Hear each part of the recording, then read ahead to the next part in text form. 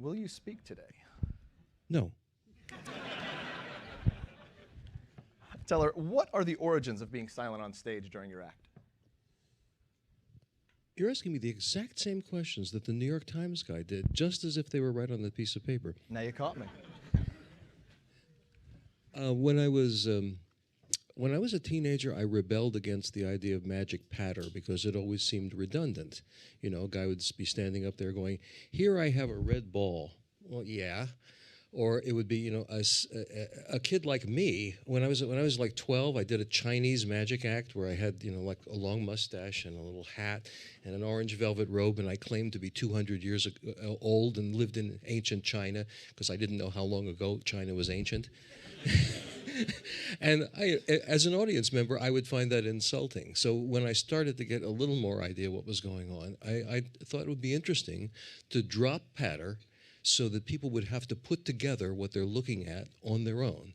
And nothing fools you better than the lie you tell yourself. So if I say, here is a perfectly ordinary pack of cards, you're going to mistrust me. If I hand you the cards and go like this and you shuffle them, then you'll believe that that's a real pack of cards even if it's fake. So it was partly the idea of not doing redundant patter, and it was partly the idea of making magic more convincing. Then eventually I discovered that there's all sorts of cool things that happen. Like for me, because I'm not like an overpowering personality, undercutting the kinds of places that I was working at frat parties at college, and if I had tried to overpower those kids with their cups of beer, you know, groping their girlfriends, they would have paid no attention to me. I don't think they paid that much attention to me the way I did it, but it was more than I would have had otherwise.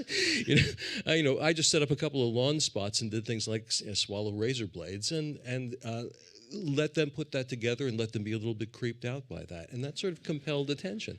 And you feel like an idiot if you're heckling a silent guy. And then eventually, working with Penn all these years, what I've discovered is there's something absolutely incredible that happens when you don't talk. You know, everything becomes very intimate because you're looking at them, they're looking at you, and that intimacy is really thrilling to me. Now, I saw your show on Thursday, and you mentioned during the show that you met Teller during his razor blade act. Yeah, it was needles by the time. Needles. He'd streamlined it.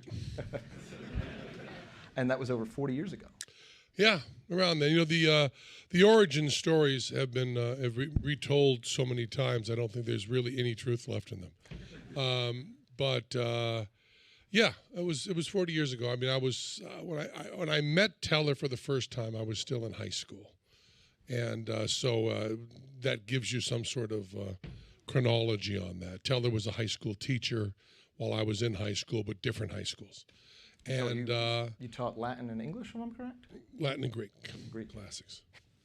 And study hall. And so it was around that time. And I think probably if I were, it all depends on what we're defining, but probably the first trick I saw Teller do was probably not, as I say in the show, the needles, but probably you were doing a thing called glorpy, I think, with a handkerchief, or maybe Out of This World or something. And I think the first thing I saw Penn do was ride a unicycle in a pair of shorts and mismatched sneakers, wearing no shirt but a tablecloth tied around his neck and juggling. Right? Was that? Yeah, I don't think that would have been right, but no. See, close to there we go.